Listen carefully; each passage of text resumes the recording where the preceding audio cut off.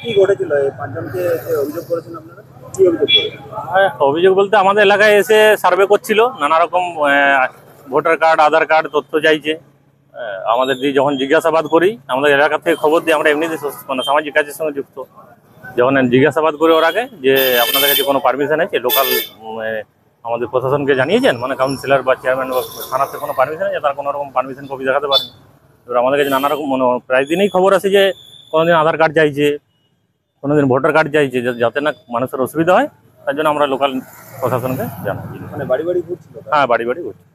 তারপর কি আপনারা তৃণমূলের তরফ থেকে আটক করেছেন? তৃণমূল ব্যাপারটা নয়, ঠিক আছে, আমরা যা সামাজিক কাজের সঙ্গে যুক্ত, যাতে না মানুষকে ফ্রড করতে পারে, তার জন্য লোকাল প্রশাসনকে আমরা খবর দিই। কজনের বিরুদ্ধে অভিযোগ করেছেন? পাঁচজনেই ছিল। তারা কি সার্ভে করেছে? তা আধার কার্ড চাইছিল, ভোটার কার্ড চাইছিল। কি মনে করছেন আপনারা, কি মনে করছেন? তা আমরা ফ্রড মনে করছিলাম যে যদি আরো নেক্সট টাইম বা অন্য কিছু ঘটনা ঘটে যেতে পারে। এখন তো ডকুমেন্টস ভিত্তিতে সবাই কাছে সব ডকুমেন্টসের সঙ্গে যুক্ত লিঙ্ক, যার জন্যই আমরা আটক করি যে না, এটা করতে দেওয়া যাবে। আপনার নাম? নাম টুটুন দাস। টুটুল দাস। দাস। আপনি এলাকা? আমি এলাকাতে ওয়ার্ড কমিটির সম্পাদক।